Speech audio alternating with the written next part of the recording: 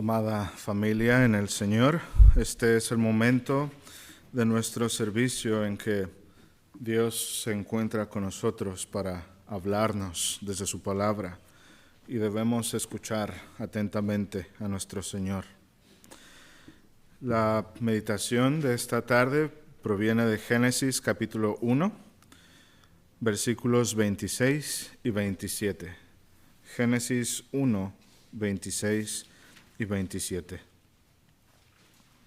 La palabra del Señor dice así: Y dijo Dios, hagamos al hombre a nuestra imagen, conforme a nuestra semejanza, y señoree sobre los peces del mar, y sobre las aves de los cielos, y sobre las bestias, y sobre toda la tierra, y sobre todo animal que se arrastra sobre la tierra. Y creó Dios al hombre a su imagen.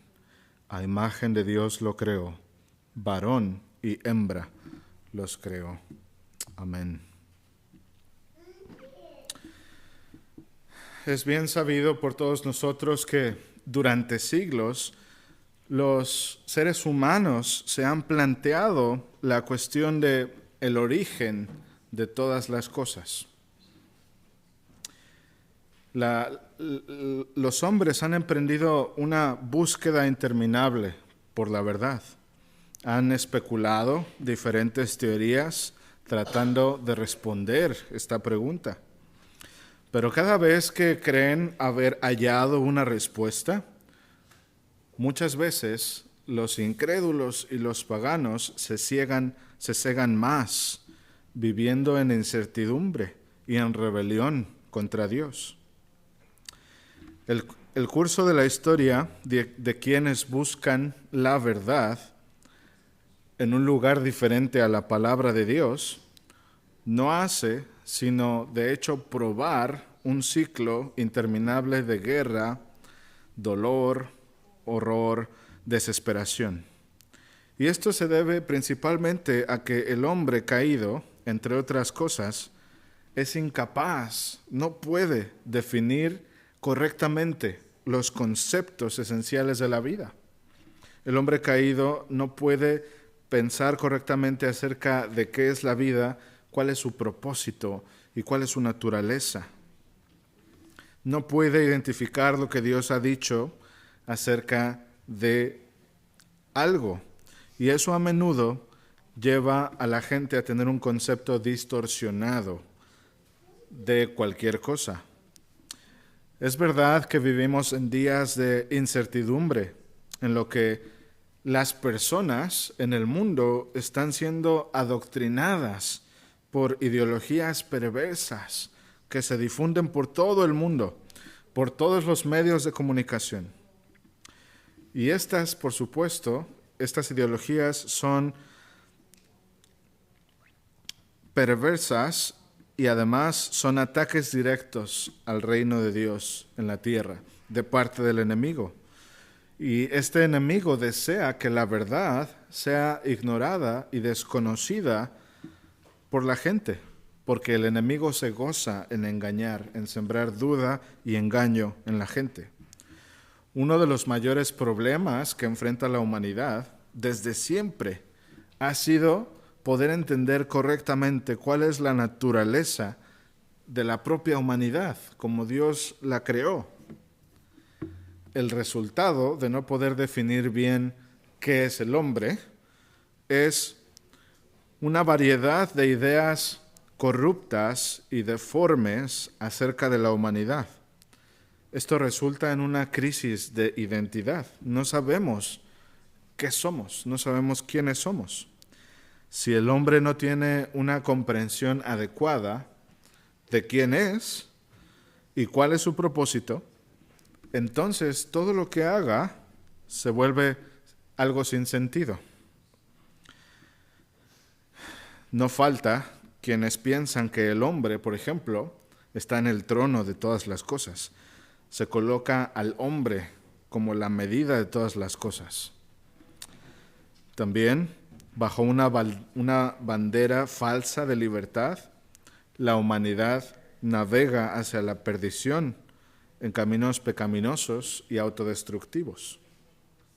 Así que en nuestros días, una comprensión equivocada de qué es el hombre es lo que abre paso a diferentes distorsiones e ideas tergiversadas e incluso atrocidades que se cometen a la luz pública, a los ojos de todo el mundo, sin ningún escrutinio. Cosas que de manera muy clara están definidas como pecado en la palabra de Dios, están siendo no solamente promovidas, pero también celebradas por el mundo. Y lo peor de todo es que lo celebran llamándolo progreso. Por ejemplo, cosas como el aborto, la homosexualidad, el feminismo, el humanismo pecaminoso, la justicia social, están ganando terreno no solo en la política, pero también en los medios de comunicación, la cultura, y esto constituye un mal entendimiento de qué es el hombre en nuestros tiempos. Y todas estas son consecuencias de no atender a la gloriosa verdad de Dios acerca del hombre. Todo esto como resultado por no tener una correcta versión de qué es el hombre. Así que es difícil exagerar la importancia de la doctrina bíblica del hombre en nuestros días. Probablemente es un tiempo donde es esencial enseñar correctamente la naturaleza y el propósito del hombre. Por eso debemos volver al principio, la naturaleza y el propósito del hombre como Dios lo creó. Debemos de venir al relato de Moisés acerca de la creación. Y allí, con el don de discernimiento del Espíritu Santo, podremos hallar nuestro lugar en este mundo como criaturas de Dios. Ahora, es verdad que el relato bíblico de la creación no es una narración completamente exhaustiva, es decir, no nos dice todo lo que hay que saber acerca del origen del universo, no nos da los detalles de cómo Dios creó todo lo que existe. El acto creativo de Dios no quedó registrado por Moisés en Génesis como un informe de investigación científica. No es un artículo de investigación científica con todos los detalles de cómo Dios trajo todo a la existencia de la nada. Más bien, Génesis es el registro de cómo Dios se autorrevela a sí mismo y le da esa revelación al hombre para que recordemos el pacto que Dios hizo con nosotros. Así que Dios nos da, por su gracia, el relato de la creación, porque nuestro Señor no desea que estemos sin dirección acerca de quién somos o de dónde venimos. Él quiere que nosotros sepamos que Él nos hizo y con qué propósito nos hizo, para que nosotros tengamos presente siempre también quién es Él, su gloria, su poder, su majestad. Él creó todo lo que existe por el poder de su palabra. Él trajo todas las cosas a la existencia de la nada. Y nosotros, como criaturas pecaminosas, todavía podemos tener ese don de conocer las obras maravillosas de Dios. Incluso en este mundo caído, nosotros podemos ver su creación y saber qué grande es Dios. Pero nosotros podemos encontrar esperanza en su obra de redención. Así leemos en las Escrituras. Dios nos creó, Dios nos dio vida, Dios definió nuestra naturaleza, Él nos dio ciertas cualidades, Él nos da una tarea, nos dio un propósito. Y estos precisamente son los encabezados o los 3 puntos sobre los cuales meditaremos en esta tarde. En primer lugar, tenemos que considerar nuestra posición, nuestra condición como criaturas de Dios. A partir de lo que la Biblia dice acerca de cómo Dios nos creó, identificaremos qué es el hombre. Primero, en Génesis 1:26 dice, hagamos al hombre. De manera que Dios es nuestro creador, Dios nos hizo. En segundo lugar, examinaremos el aspecto humano de haber sido creados a la imagen de Dios. ¿Qué significa estar creados conforme a su semejanza? Esa es la definición que Dios da acerca de qué es el hombre en distinción con las otras criaturas. Entonces, primero, hagamos al hombre, Dios es nuestro creador. Segundo, Dios dice a nuestra imagen, conforme a nuestra semejanza. Es decir, Dios nos dio una naturaleza específica. Dios definió nuestra naturaleza. Pero en tercer lugar, veremos cómo este relato de la creación también sigue siendo pertinente para nosotros, puesto que también describe el propósito original que Dios dio a la humanidad. Dice Génesis 1:26, y que señoree sobre los peces del mar, las aves de los cielos, las bestias de toda la tierra. Dios nos dio un propósito, una tarea. Y en estos 3 puntos entonces profundizaremos en parte acerca de qué es el hombre. Pero entonces empecemos primero. Dios es nuestro creador. Lo primero que debemos decir acerca de nuestra humanidad es lo más básico, que fuimos creados por Dios. Esto es lo más esencial de todos nosotros. Esto es lo que nos pone en la categoría de criaturas. Nosotros no procedemos del azar, no somos una posibilidad. La humanidad no es el resultado, tampoco, de una transición entre una especie a otra. Es decir, no somos el resultado de la evolución o la transición de un simio a un hombre en un proceso selectivo de la naturaleza.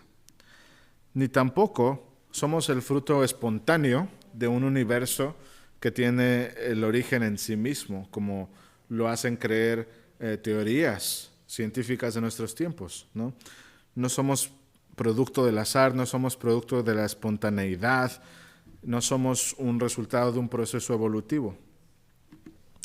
Cuando observamos las estructuras maravillosas del universo, desde las grandes y millones de estrellas en el espacio exterior hasta los millones de diminutos microorganismos que existen en un charco de agua, desde lo pequeño hasta lo grande, vemos cómo existe una sostenibilidad perfectamente equilibrada de nuestro mundo. Es decir, Dios sostiene desde los seres vivos más pequeños hasta las cosas creadas más gigantescas en el universo. Y todo eso tiene un equilibrio en nuestro mundo para hacer posible la vida. Así que resulta imposible y además en última instancia es irracional, es ilógico percibir que no haya un diseño inteligente detrás de todo lo que existe. Es más fácil y es mucho más evidente, tenemos unas pruebas más claras de pensar que Dios creó todo el universo y lo sostiene y le da equilibrio tal y como es, que admitir la idea sin sentido de que una explosión cósmica caótica puso en su lugar toda cosa pequeña en perfecta armonía para sostener la vida. Es una idea sin fundamentos, es una idea imposible de creer. Así que cuando afirmamos que Dios creó todo de la nada, nosotros podemos imaginar realmente cómo es eso. El hecho de que no hubiera nada, además de Dios mismo, por supuesto, antes de la creación, significa que no había nada que pudiera influir la mente de Dios para crear. Es decir, si no había nada que le dijera a Dios qué crear, ni cómo crearlo, ni cuándo crearlo. No había ningún referente que influyera la opinión de Dios para crear. Es decir, Él creó todo de la nada. Fue únicamente su decisión, fue su diseño. Dios dijo, hagamos al hombre. Por el poder de su palabra, trajo al hombre a la existencia. Pero detengámonos ahí un momento. Si a cualquiera de ustedes yo les diera la tarea, por ejemplo, de dibujar una criatura nueva y única, algo que no existe en la realidad, ¿usted cree que sería capaz de hacerlo? Si lo pensamos por un instante, muy probablemente lo que usted haría sería, por ejemplo, dibujar algo con partes de animales. A lo mejor utilizaría las mejores cualidades de las criaturas que usted conoce. A lo mejor pondría el ojo de un águila o de un halcón. A lo mejor pondría un tentáculo de un pulpo. A lo mejor pondría las alas de un águila real. No sé. El punto es que nosotros no tenemos la capacidad de crear nada nuevo de la nada. Cuando yo les pregunto, ¿creen algo que no existe? Lo único que puede pasar en su mente es hacer algo con las cosas que ya existen, con las cosas que ya conoce. Pero no existe la posibilidad en su mente de crear algo que no exista. No puede inventar algo de la nada. Siempre tiene que pensar en algo que ya existe y hacer algo con eso. Bueno, esto solamente es una ilustración que nos ayuda a ver cómo Dios creó todo de la nada. Dios no tuvo nada en lo cual basar su diseño. Dios no tomó un poco de aquí y de acá para ponerlo junto y después hacer la creación. Dios creó todo de la nada, nadie le dio ideas. Él no basó su diseño en nada que existiera. Todo es de su autoría. Todo lo inventó Él mismo, todo lo diseñó Él mismo. Todo lo que Él hizo brotó de su sabiduría, de su conocimiento infinito y eterno. Todos los colores que podemos ver, todas las formas que hay en la creación, las texturas, los mecanismos, la dinámica con la que la creación funciona, todo eso fue idea de Dios. Él pudo traerlos a su existencia porque es Dios. No solamente pudo crearlos en su mente, pero también pudo traerlo a la existencia con el poder de su palabra. Entonces eso nos habla de su sabiduría, pero también de su poder. Así que Dios creó al hombre, algo tan complejo como el ser humano en todos sus aspectos. Se dice que el hombre es la corona de la creación de Dios. Dios coronó su creación en el sexto día con los seres humanos. Un puritano dijo, no habiendo ningún aliciente externo antes de la creación, no podía haber nada fuera de Dios, nada fuera de Dios mismo, sino todo en su propensión interior de su propia mente, aquel vasto e ilimitado abismo de bondad cuya plenitud estaba en Él y que ahora fluye por la libre elección y consentimiento hacia una creación, hacia la creación de una criatura como esta. Es decir, afirma lo mismo que hemos estado diciendo. No había nada fuera de Dios. Toda la creación viene de algo de Dios mismo, que Él hizo. En el capítulo 2 de Génesis, leemos con un poco más de detalle que el Señor creó al hombre y dice en el versículo 7, Jehová Dios formó al hombre del polvo de la tierra y sopló en su nariz aliento de vida y fue el hombre un ser viviente.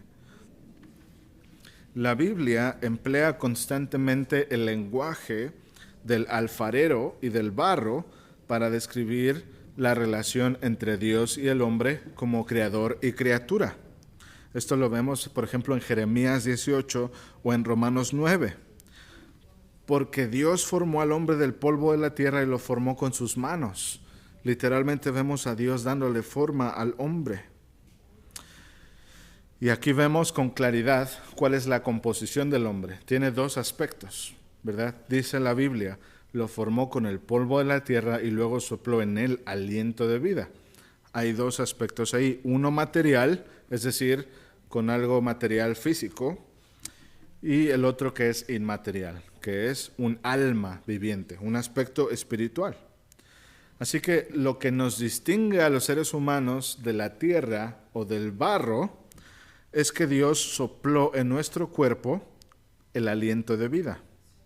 Así que el hombre, tal cual Dios lo creó, está compuesto por estos dos elementos, un cuerpo y un alma, ni más ni menos. No importa cuánto se enaltezca el hombre o cuán importante piense el hombre que es, no puede, por más que quiera, vivir independientemente de Dios.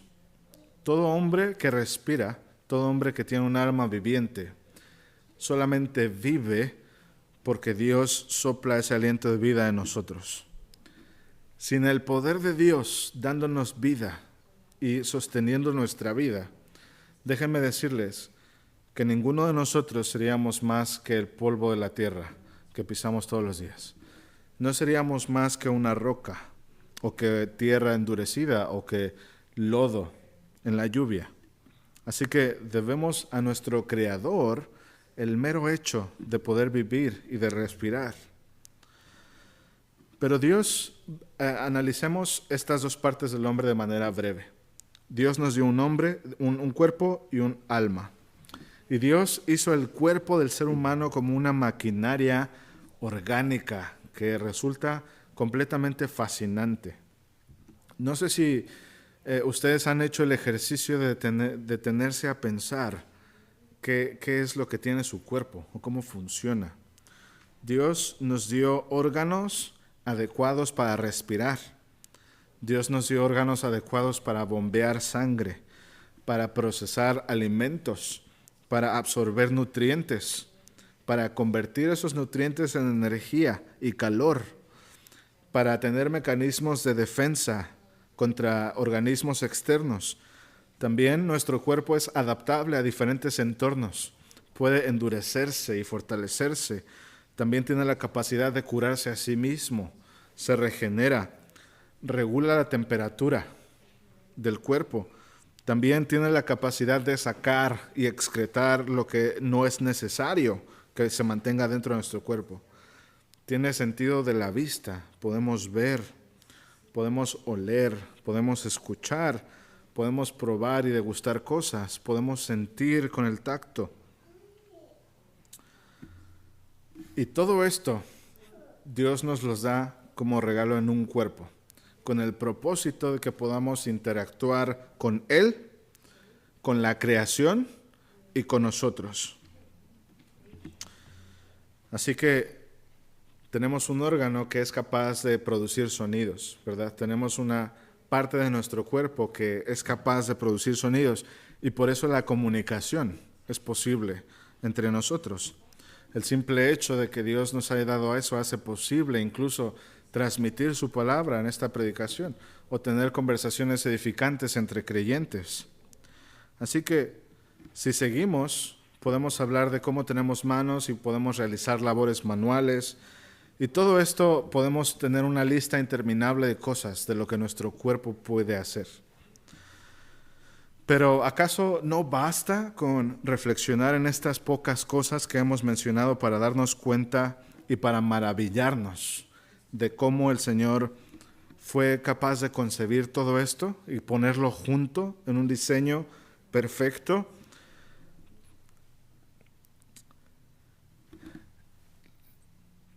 ¿Este cuerpo que tenemos es producto de la casualidad? Además de un cuerpo, el Señor también nos dio un alma. Y eso nos hace ser una forma de vida realmente fascinante. El Creador primero formó al hombre y luego sopló aliento de vida en él. Esto significa que el mero cuerpo, creado por el polvo, no es un hombre completo, solamente es un componente. La naturaleza humana se complementa, se completa hasta que tiene ese aliento de vida. Ese cuerpo requiere un alma para entonces formar una naturaleza humana completa y estar vivo. Entonces lo que nosotros llamamos a un hombre o a una mujer o a un ser humano es dos compuestos juntos, un cuerpo y un alma. Podemos distinguir las partes y examinarlas una por una, pero no podemos separarlos para hacer una naturaleza unida. Las funciones de ambos elementos también son distintos, pero ambos permanecen juntos. Por ejemplo, así como hemos mencionado muchas de las funciones asombrosas de nuestro cuerpo, ahora permítanme mencionar un poco acerca de las características y de las funciones del alma. No sé si alguna vez se han detenido a pensar en las funciones del cuerpo, pero también tenemos funciones del alma. Así como lo explica el mismo puritano que habíamos citado, el cuerpo puede existir y no vivir. La vida es separable de él, pero el alma, mientras siempre vive. Su ser y su vida no pueden separarse entre sí. De esa vida procede la vida que hay en el hombre exterior, la cual se deriva y se transmite a todas las diversas partes de su cuerpo. Es decir, el aliento de vida que Dios infundó al cuerpo es lo que hace que todo nuestro conjunto se considere como un ser vivo. Pero ¿cuáles son las propiedades del alma? ¿Cuáles son las características del alma? Por ejemplo, tenemos el intelecto. El intelecto es una facultad de nuestra alma que nos capacita para pensar, que nos capacita a razonar, a entender. Es por eso que tenemos memoria y podemos recordar. Otra facultad del alma es la voluntad. La voluntad nos habilita a nosotros a tomar decisiones, nos habilita para elegir entre una y otra cosa y tomar una decisión. También existen otras facultades del alma, por ejemplo, como los afectos o las emociones. Y cada una de estas cosas tiene su lugar, pero lo que deseamos subrayar aquí es que el alma es un componente de la naturaleza humana y tiene cualidades y funciones específicas. Pero con todo esto, lo que queremos decir es que la humanidad, en alma y cuerpo, es creación de Dios. Esta es una verdad que nos debería llevar a maravillarnos de Dios como nuestro Creador. Cuando vemos la belleza de nuestro cuerpo, cómo cada miembro de nuestro cuerpo cumple con su función de manera orgánica y está tan unido de una pieza con la otra, y nos hace ser consciente, inteligente, capaz de expresar pensamientos, emociones. Eso hace realmente difícil negar la obra creadora de Dios y ver al hombre como algo distinto a una criatura. Un puritano lo dice así: todas las partes del hombre fueron formadas de manera fija en la mente de Dios, aun cuando no había sido traído nada a la existencia actual. De modo que esto fue efecto de la sabiduría de Dios. Este armazón del hombre, tan concebido con tan exquisito orden, teniendo todo lo que le pertenece a una apta subordinación de los diversos usos y fines para los cuales fue originalmente diseñado. Si consideramos la elegancia del conjunto y si consideramos cómo las diversas partes fueron igualmente hechas para servir tanto a la utilidad como a la hermosura, entre todas las maravillas del mundo no conozco mayor maravilla que esta, que el propio hombre, criatura tan capaz de consideración y pensamiento, haya llegado a pensar posible que pudiera existir una producción como esta sin ningún diseño, como si fuera algo casual, no intencionado, que haya tantos elementos diversos en la composición y la estructura del hombre y que sin embargo nunca se hubieran destinado a los usos y fines para los que se manifiesta y particularmente sirven. ¿Qué criatura tan tonta se ha vuelto el hombre, que está dispuesto a admitir incluso la mayor de las absurdidades antes de que admitir a Dios en sus pensamientos? Básicamente lo que este puritano está diciendo es, tan solo con contemplar nuestro cuerpo, podemos ver cómo cada parte funciona tan perfectamente en armonía con las demás, que resulta algo tan absurdo pensar que nuestro cuerpo puede ser usado para algo para lo que Dios no lo diseñó. Y de ahí venimos con absurdidades y ideologías perversidades que distorsionan el uso del cuerpo humano para cosas distintas a las cuales Dios lo creó. Y tenemos en nuestra mente el pecado tan incrustado en la naturaleza caída que para un hombre es más fácil a veces pensar en cosas tan absurdas antes que rendirse ante Dios y someter las cosas que Dios hizo para su fin, para su propósito. Pero ahora pasamos al segundo punto en nuestra consideración de la humanidad. Hemos ya pensado brevemente en que Dios es nuestro creador, que nos dio un cuerpo y un alma y que Dios nos ha diseñado con un fin, con un propósito. Ahora veremos entonces el segundo aspecto, que Dios definió también nuestra naturaleza. Es distinta a la de otras criaturas. Dice la palabra en el versículo 26, a nuestra imagen, a nuestra semejanza. Hagamos al hombre a nuestra imagen, conforme a nuestra semejanza. El relato de la creación en Génesis, que escribió Moisés, no solamente nos dice que el hombre es una criatura de Dios, también nos dice que Dios definió nuestra naturaleza más allá de simplemente ser un cuerpo y un alma. Dice que la descripción especial del hombre, que no tiene ninguna otra criatura en el universo, ni los animales, ni los ángeles, ninguna otra criatura del universo se dice esto de ella, que Dios lo creó a su imagen y semejanza. Dios preparó la tierra para albergar toda clase de seres vivientes, y cada uno de ellos era perfecto según su especie, como dice la palabra. Sin embargo, ninguno de estas criaturas es portador de la imagen de Dios, solo el hombre. Pero eso entonces nos hace preguntarnos, ¿qué significa ser imagen de Dios? ¿Qué diferencia produce esto en nosotros? Bueno, así como las piezas artísticas creadas por artistas son imitaciones y son colocadas en diferentes lugares del mundo para ser admiradas. Por ejemplo, si tenemos la Mona Lisa de Da Vinci, existe una que es la original, pero existen muchas piezas que son colocadas en diferentes museos para que la gente pueda ir y ver cómo se ve la Mona Lisa. Y sin embargo, cuando está viendo estas imágenes de la Mona Lisa, no están viendo la original, están viendo una réplica, ¿verdad? Lo mismo pasa con Dios. Dios, en su infinita hermosura, en su infinita gloria, escogió al hombre para representarlo a él mismo en la tierra.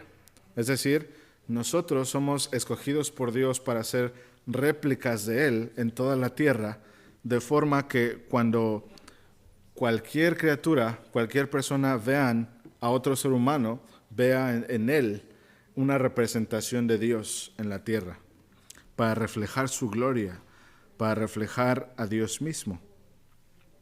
Así que el haber sido creados a imagen de Dios, conforme a su semejanza, nos hace imágenes de Dios, nos hace ser representaciones de Dios, creados con una capacidad única para representarlo.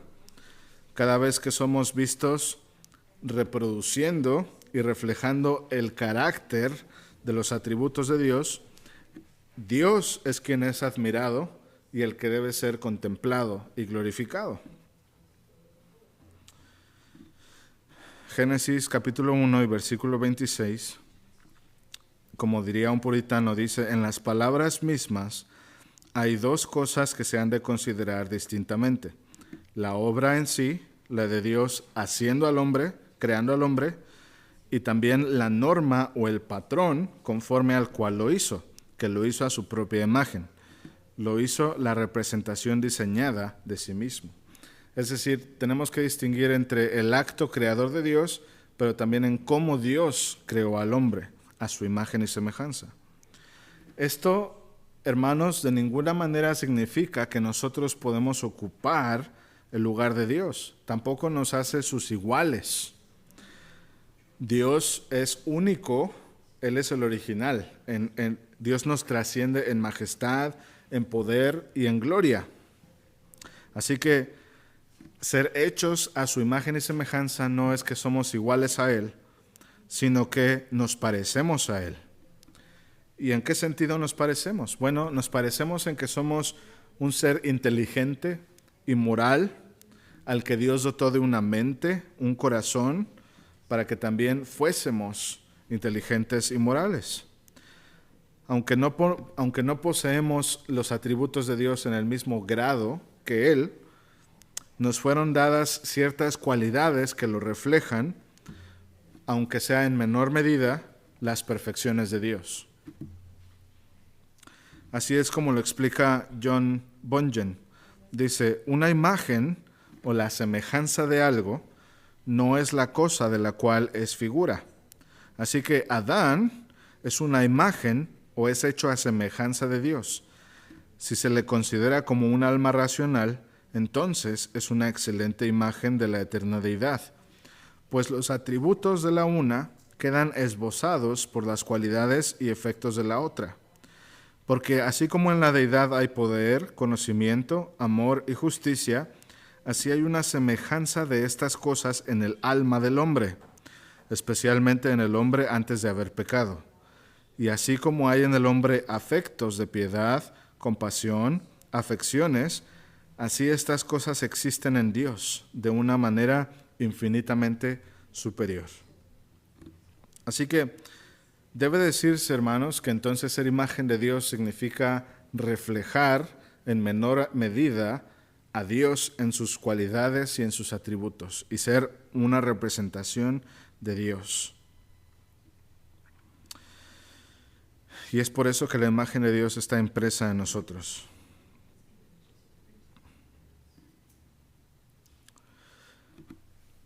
Pero bien, antes debemos mencionar también Génesis capítulo 2, versículos 18 y 21 al 25. Cuando Dios hizo a Eva a partir de Adán. No fue porque en ese momento pensara en una ayuda idónea para Adán, sino que en la creación de Adán ya estaba implícita la creación de Eva. Dios no creó una criatura completamente separada para hacer a Eva, es decir, como si fuera una criatura completamente distinta, sino que la creó a partir de Adán, siendo Adán el representante del género humano. De modo que Dios introduce a la mujer, a Eva, como una extensión del varón, hecha de él, de la misma naturaleza, igual a él en honor, en dignidad, y siendo ambos imagen de Dios. Así que cuando leemos en el Génesis que Dios creó al hombre, lo que debemos entender es que Dios creó a la humanidad, a varón y hembra. De hecho, la palabra hebrea para hombre es Adam, que significa ser humano o humanidad. Así que cuando Dios dijo, hagamos al hombre a nuestra imagen y conforme a nuestra semejanza, esto incluye ambos, a varones y mujeres. Tanto el varón como la mujer son hechos a la imagen de Dios. Por eso ambos tienen la capacidad de representar a Dios y de reflejar a Dios en sus cualidades y atributos. Por eso dice en el texto que leímos, y creó Dios al hombre a su imagen. A imagen de Dios los creó, varón y hembra los creó. Y eso permanece siendo verdad hasta el día de hoy. Así que cuando la humanidad cayó por causa del pecado, nuestra capacidad para reflejar a Dios, tanto en hombres como en mujeres, quedó gravemente dañada. En el Edén, Adán y Eva estaban llamados por Dios a reflejar a Dios de forma perfecta, en todo el Edén. Pero a partir del pecado y de la caída, nosotros seguimos siendo imagen de Dios, tanto varón como mujer. Lo que pasa es que ahora el pecado ha corrompido esa imagen de Dios en nosotros. Aunque seguimos llevando la imagen de Dios, ahora es una imagen distorsionada. Pero no siempre fue así. Antes de la caída, el pecado, el dolor y la muerte eran desconocidos. Verdaderamente el hombre era feliz y bendecido, pero el conocimiento perfecto reinaba en su mente. No había ningún error, no había ignorancia que lo esclavizara. El amor perfecto gobernaba su corazón. Ninguna pasión extraviada, ninguna voluntad propia, ningún afecto corrupto, ningún deseo profano, pero solamente devoción a Dios. Sin embargo, el hombre no tenía una inclinación al mal. Sus afectos no se inclinaban, ni su voluntad, ni tenía ninguna flaqueza mental o moral que lo traicionara. Su juicio estaba equilibrado, su razón era clara, su voluntad era armónica y sus afectos eran santos. Esta es una descripción gloriosa, hermanos, de que el hombre no solamente fue creado como una maquinaria maravillosa en su cuerpo y en su alma, sino que también al ser imagen de Dios, todos los aspectos de su ser estaban equilibrados. Su mente no estaba desviada, sus deseos, sus afectos, todo estaba en completa armonía para estar en comunión con Dios. Sin embargo, el hecho de la caída y el pecado corrompe todo eso. Ahora todos nuestros pensamientos son constantemente inclinados al mal, nuestra voluntad se inclina hacia pecar, nuestros deseos, nuestras concupiscencias son pecaminosas, nuestras imaginaciones son vanas, somos distraídos fácilmente, nos cuesta trabajo aprender, memorizar cosas, nos enfermamos, sufrimos, y todo esto es porque la imagen de Dios está corrompida en nosotros. Ahora no tenemos la capacidad de reflejar fielmente cómo es Dios. Nosotros pensamos, hay por ahí un dicho que dice, no hay nada más natural para el hombre que la muerte, pero en realidad es lo opuesto. El hombre fue diseñado para vivir eternamente con Dios. La muerte no es natural para el ser humano. La muerte es un efecto del pecado que nos tiene en esta condición actual. Pero bueno, finalmente veremos nuestro tercer punto, que es el propósito. Hemos visto ya cómo se compone el hombre y que Dios es nuestro creador. Hemos visto ya también un poco de lo que significa ser hecho a la imagen de Dios. Ahora, ¿cuál era el propósito? ¿Cuál era el propósito con el que Dios creó al ser humano? Dios no hizo al hombre solamente porque quería adornar su creación. No es como un artista que estaba haciendo una maqueta y dijo, falta algo, vamos a poner al hombre ahí. Dios no solamente quería adornar su creación y que el hombre estuviera ahí sin hacer nada. Aunque el hombre es un representante de Dios, Dios no quería que el hombre fuera una estatua o que fuera nada más una imagen sin moverse, sin hacer nada. Dios le dio al hombre, como ya hemos visto, facultades y propiedades y atributos específicas, no solamente para distinguirlo del resto de la creación, sino también para cumplir su propósito que Dios le dio. Dios puso al hombre en el huerto del Edén y desde el principio quedó muy clara cuál era la jerarquía con la que Dios ordenó su creación. En primer lugar, todo lo creado estaba allí para servir al hombre y a su propósito. Es por eso que la palabra dice, y que el hombre señoree. Señorear significa gobernar, reinar. El hombre estaba a cargo de todo lo que Dios había creado. El hecho de que el hombre fuera creado al final, después de que todo lo demás ya estaba creado, era por el propósito de que Dios no quería crear al hombre en un entorno hostil, sino que Dios quería crear al hombre ya habiéndole provisto de una casa en la cual el hombre iba a estar habilitado para hacer lo que Dios le mandaba hacer. En el antiguo Medio Oriente vemos que los reyes del mundo se consideraban como dioses, ¿verdad? Los reyes eran personajes que estaban sedientos de poder, querían conquistar tierra y querían considerarse más allá de sí mismos. Y entonces vemos que estos reyes querían gobernar todo bajo su propio nombre. Y estos reyes lo que hacían, la práctica de aquel entonces, era que ellos mandaban erigir monumentos de ellos mismos. Levantaban estatuas por aquí y por allá en todo su reino, de manera que cuando la gente viera estas estatuas, en automático la gente iba a saber quién era el rey de ese lugar. En todo lugar donde se vieran estatuas del rey, la gente iba a decir, aquí gobierna este rey. Por eso está su imagen aquí. Bueno, de esa misma manera, esto es un deseo pecaminoso de estos reyes que viene del deseo de ocupar el lugar de Dios. Porque Dios es el propósito que le dio al hombre.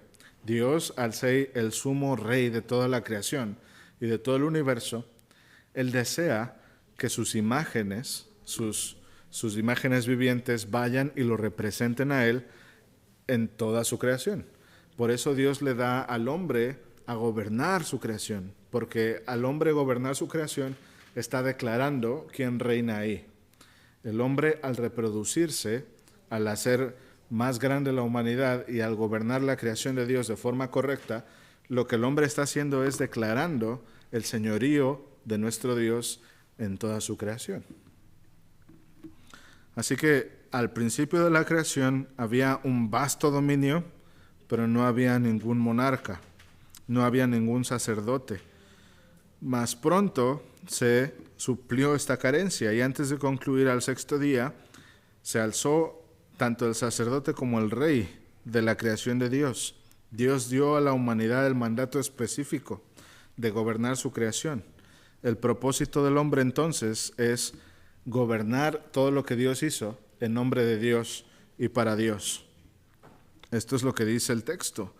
Los bendijo Dios y les dijo, fructificad, multiplicaos, llenad la tierra, llenadla, sojuzgadla, señorear en los peces del mar, en las aves de los cielos, en todas las bestias que se mueven sobre la tierra. Así que Dios, al hacer el hombre a su imagen, le dio la autoridad para gobernar la tierra como sus vicerregentes o vicerreyes, pero bajo su autoridad, por supuesto.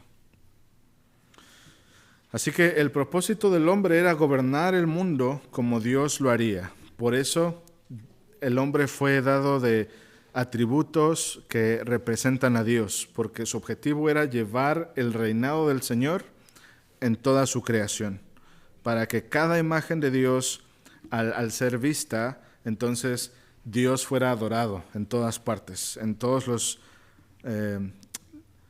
su reino. Nuestro propósito original era llenar el mundo de imágenes de Dios, para que su reinado fuese reconocido en todas partes y todo el mundo reflejara sus perfecciones al estar en el orden debido. Así que, hermanos, vemos en la creación del ser humano cómo todo encaja perfectamente como Dios lo diseñó. Dios no solamente creó un ser orgánico con una habilidad asombrosa, sino que le dio un alma, hizo al hombre un ser viviente, y además le otorgó a la humanidad una variedad de facultades. Lo hizo a su imagen y semejanza y le dio un propósito claro. ¿Qué es lo que aprendemos de todo esto? Siendo que somos imagen de Dios que está corrompida y que está caída. Bueno, bajo el Señor Jesucristo, lo primero que tenemos que decir es que en Él Dios ha redimido la naturaleza humana.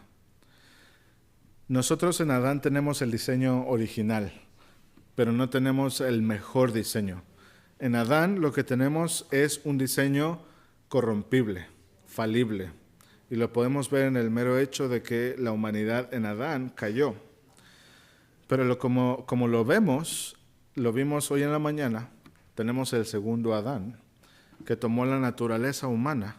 Y ahora, en el segundo Adán, la naturaleza humana ha sido llevada a un punto de perfección. Es decir, en Cristo, la naturaleza humana no solamente está siendo redimida, sino que está siendo transformada a un punto en el cual ya no podrá caer jamás.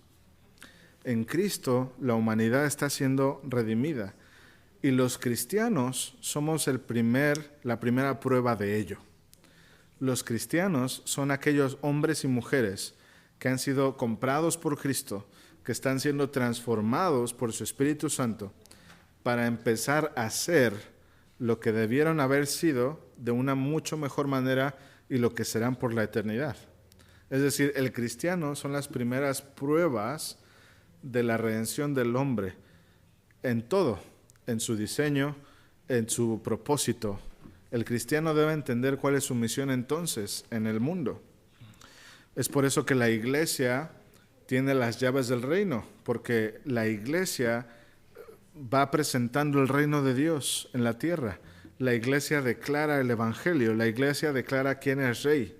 La iglesia llama a fe y arrepentimiento a todos aquellos que están fuera del reino, para que se sometan a la voluntad de aquel que es rey.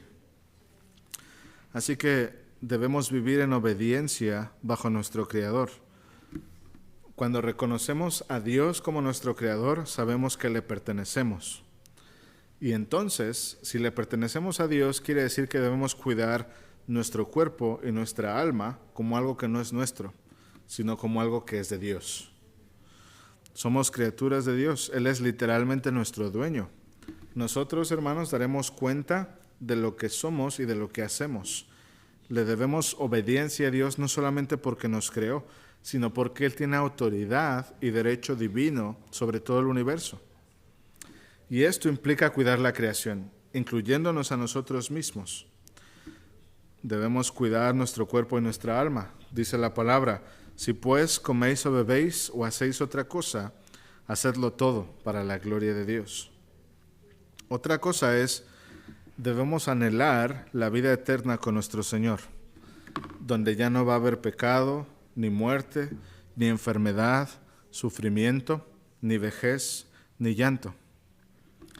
Es cierto que cuando morimos, nuestra alma se separa temporalmente de nuestro cuerpo y nuestro cuerpo muere. Pero tenemos la promesa de que así como Cristo resucitó, resucitaremos juntamente con Él. Tenemos la promesa de la futura resurrección de los cuerpos, cuando volveremos a estar completos. Entonces, la promesa de la resurrección no es que nuestra naturaleza humana volverá a ser completa una vez más. En la muerte, el alma se separa del cuerpo, pero en la resurrección, el alma vuelve a unirse a un cuerpo glorificado, libre de todas las dificultades de este mundo caído.